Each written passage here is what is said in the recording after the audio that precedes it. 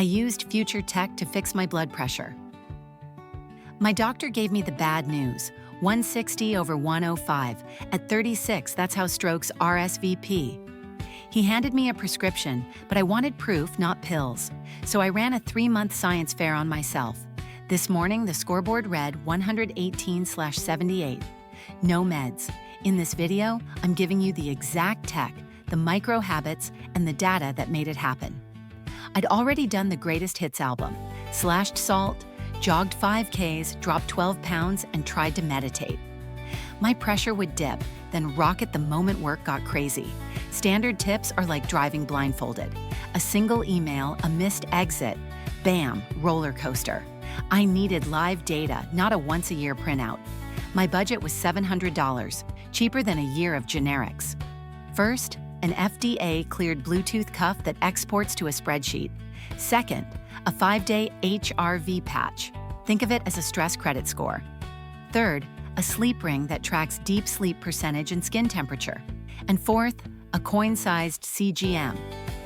Nobody at the clinic mentioned that blood sugar spikes mess with your blood vessels. For 7 days, I just measured everything: coffee, mood, sodium, steps. I resisted the urge to fix anything. By Sunday night, the graphs were screaming at me. Dark roast coffee shoved my pressure up 14 points, and wine with dinner nuked my deep sleep, cutting it down to just 7%.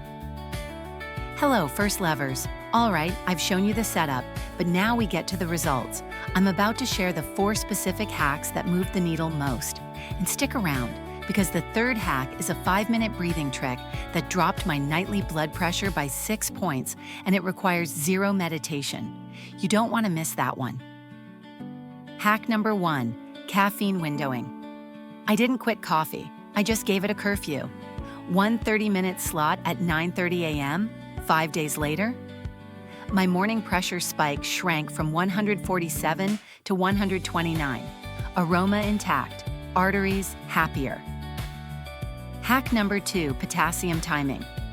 The DASH diet says eat potassium, cool, but when? I started front-loading 1,200 milligrams before lunch, an omelet with spinach, a kiwi, and coconut water. Potassium shows sodium the door. My afternoon blood pressure swings nosedived. Fewer roller coaster drops, more kiddie ride glide. Hack number 3, 5-minute resistance breaths. 20 minutes of meditation just makes my brain write grocery lists. Instead, I used a $5 plastic tube that provides resistance when you breathe. 30 breaths twice a day while answering emails. This simple exercise has been shown to lower blood pressure by helping your blood vessels relax. My cuff logged a 6-point dip in my nightly average. Hack number 4, sauna sandwich. This was my favorite. 12 minutes in an infrared sauna, a 30-second cold blast in the shower, then back in the heat for 5 more minutes. It's like bicep curls for your blood vessels. Heat dilates, cold constricts. After 6 weeks, my resting pulse pressure, the gap between the top and bottom numbers, slimmed down from 56 to 42. The sleep fix. My sleep tracker showed my deep sleep was terrible. With sleep apnea ruled out, I tried something weird, mouth taping. Yes, surgical tape on the kisser. It forces you to breathe through your nose, which improves oxygen release in your body. My deep sleep percentage crept up to 19%. Bonus, no more 3 a.m. bathroom trips. Supplement, not replace. I experimented with supplements, but only 2 made a real difference. 500 milligrams of L-theanine at lunch helped reduce stress, and a triple-strain probiotic at bedtime, because a healthy gut can help regulate blood pressure. I tested them for 10 days on, 5 days off. Only those 2 nudged the needle more than 3 points. The data saved me from wasting money on everything else. The Plateau Buster. At week 9, I was stuck at 125/82. My spreadsheet reminded me I'd ghosted my kettlebell. I added 2 20-minute lower body sessions a week. Your glutes are like a second heart, helping pump blood back up to your chest. 8 days later, I hit 118 and it held. Sometimes the fix is embarrassingly old school. You just need the data to nag you. The moment of truth, 3 months later. Same desk, same cuff, but this time with a decaf chamomile tea for the camera. The cuff blinks, 118/78, Pulse 62. That's a 42-point systolic drop documented across 108 readings. My GP stared at the screen and just muttered, "Keep the spreadsheet running."